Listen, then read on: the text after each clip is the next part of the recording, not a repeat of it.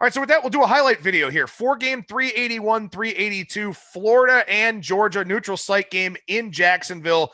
The world's largest outdoor cocktail party, a little bit subdued here this year with COVID-19. What is not subdued here this week is the love for Florida in the betting market. This one was 4.5, 5 earlier in the week, now down to 3, 3.5. Total has also fallen a little bit to 52.5. And professional bettor and handicapper Brad Powers joins me on today's show. And Brad, do you agree with the money and the movement here on Florida?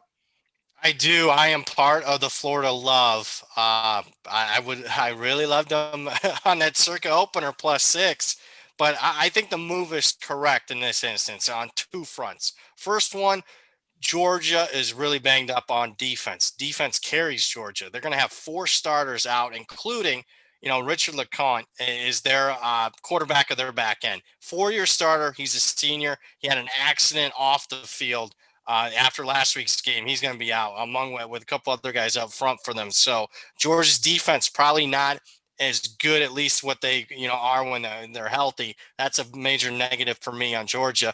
And probably the biggest reason why I bet Florida here is college football more and more is becoming about offense and quarterback play. Don't believe me?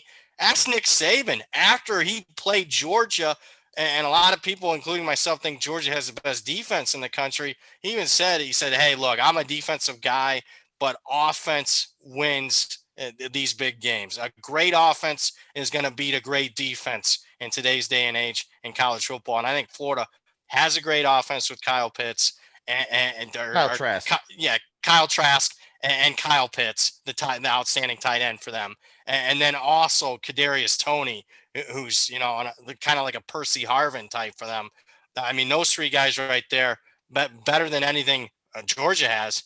And to me, there's a reason why Stetson Bennett was the fourth string on the depth chart earlier this year. I mean, 0 touchdowns, 5 picks his last couple of games.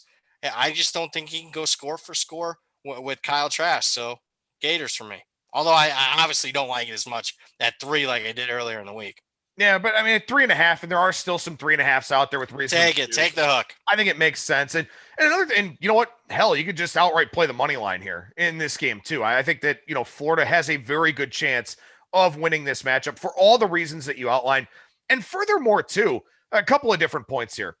Florida's got a ton of talent on defense. And I know their defense is underachieved to this point in time, but how long does that continue being a thing? Especially against the Georgia offense that's not super efficient, not moving up and down the field on a whole lot of teams. Maybe Florida's defense plays up a little bit in this game. And also, too, Dan Mullen last week for Florida. I mean, Florida's gone through a lot. Mullen comes out and says, I want the place full. A day later, they get a bunch of COVID cases. Mullen had to put his foot in his mouth a little bit. Last week, I mean, he was there for his team. And the players respond to that kind of thing, man. And I'm not going to sit here and say that, Kirby Smart doesn't have his team or anything like that. But now all of a sudden, if you're Florida, you sit there and say, we've gone through some rough seas. We've gotten through some things. This dude's got our back. And now we're playing this big marquee game. Teams tend to respond in those situations. And I think Florida responds here in a big way. I'm glad you brought that up. That'd probably be my third reason why I like Florida. I like a little bit of their mojo this week. And, I go back to this game specifically. I remember several years ago, dating myself now, but when Mark Richt was there against Urban Meyer, obviously Mark Richt consistently didn't have much success. But one year that he did, Georgia scored an early touchdown. The whole team comes onto the field, celebrates. They take the 15-yard penalty and celebrate it. Georgia goes on to win that game. It was just psychological for them. And I think Florida, who has struggled against Georgia here as of late, I think what happened last week should give them an extra boost. I think Florida's certainly the side, and that's why I bet them. Well, there you go. There's a consensus opinion from us here on ATS Radio. Make sure you subscribe to our full ATS Radio broadcasts, which you can find on Spreaker, Stitcher, Spotify, iTunes, iHeartRadio, Google Podcasts, SoundCloud, wherever you stream and download your podcast content.